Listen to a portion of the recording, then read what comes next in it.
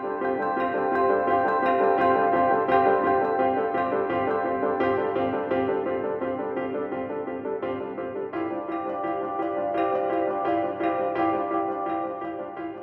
of the key takeaways that I got from the event was that there is need to have constant evaluation in ensuring that the present approaches of upskilling actually work.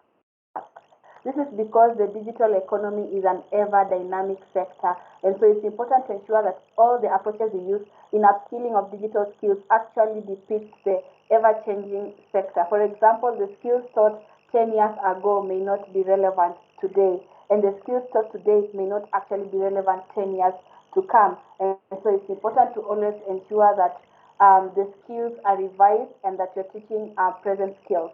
Another takeaway that I got actually is that constant evaluation skill, and this is in the regard that how you offer digital skills training to different groups of people may not be the same.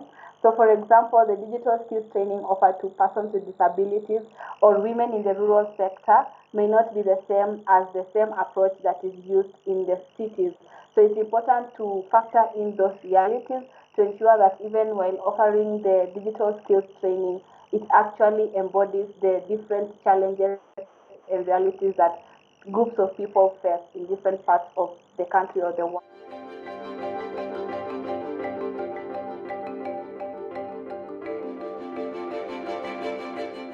Africa is a continent that is made up of more than 52 countries, and it's a very youthful continent with so many. 60% of the population is young people, but yet there is a high level of unemployment among so many young people, and yet the digital space plays a big role in solving this challenge of unemployment and so many issues that are brought as a result of unemployment. So how digital skills can help solve such challenges is that it is bound to provide many job creations in the digital sector. People can become YouTubers, people can become content creators, others can offer their expertise online. Let's say someone is a lawyer, they don't need to wait to get a space to set up their law firm. They could offer their law services, legal services online. And so the digital skills offer to provide so many job opportunities to so many young people who are actually faced with issues such as depression, mental health issues, high rates of crime among young people because they do not have any source of income. So it really plays a big role in solving the challenges of poverty, high crime rates, depression, just to mention a few.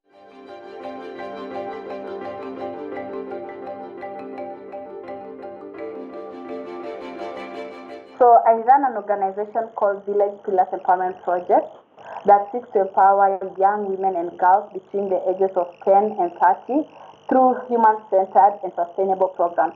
So we have a program called She Goes Digital, and this is a program that seeks to equip young women and girls with digital literacy skills. So what we do is that we have a digital training center that has Wi-Fi connectivity, computers, and smartphones, and the girls can come and get the digital skills training based on where they are. So let's say if someone is a beginner, we offer beginner lessons. If someone is an intermediate, we offer, say, coding classes or SEO classes. And the place is free of charge. The training is free of charge, and they get to use the computers and the internet connectivity free of charge. Let's say if someone is working online or someone wants to do something using their phone and they do not have a smartphone. Some of the challenges we have faced is the challenges of load shedding and power outages.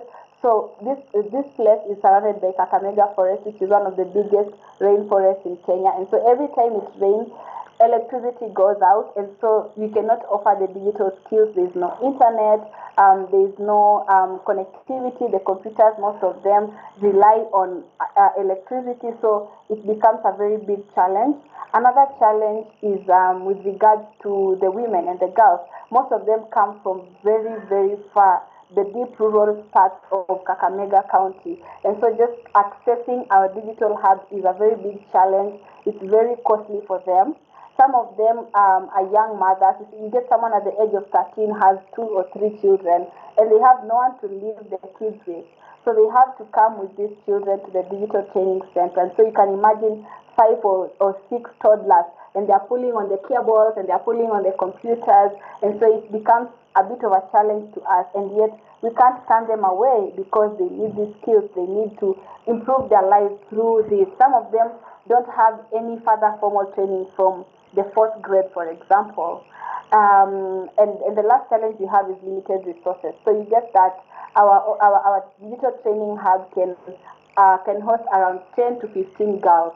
And so when the 10 come today, tomorrow each of them comes with 3 or 4 girls, because they see how much this is a big opportunity for them, and at times we just have to turn them back because we can't host all of them. We don't have enough computers for 60, 70 girls, and so we have to put them in cohorts, but still you get that they really are hungry for knowledge. They want to know more. What is this computer? How do you put it on? And so you get that sometimes it really becomes a big challenge.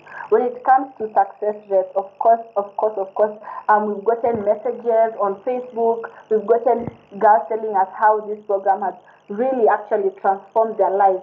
I'll give the example of a lady called Irene. She's 26 years old. She's married and she has 4 children. And she has a small business, an informal business, where she sells rice and beans and other types of cereals. And through the digital skills, she's been able to set up a Facebook page for her business. She's been able to know how to do Facebook ads, how to market her products online. And she said that this has actually greatly boosted her business, that she no longer has to borrow money around from her neighbors or from her friends, and this has really helped her to actually manage her family. And some of them actually, we work with them at VPEP, and so we're trying to set up a platform whereby after we finish training them, they can actually get to offer those services through a platform, let's say online, social media marketing, social media management, or virtual assistance. So this is a program that is really meant to empower them economically, and it is actually doing that.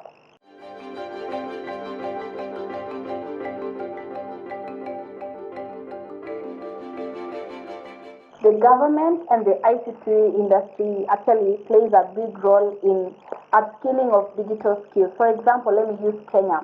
Government parastatals such as Kenya Power and Lighting Company, what they can do is actually boost electric supply in these rural sectors to avoid challenges such as load shedding and power outages.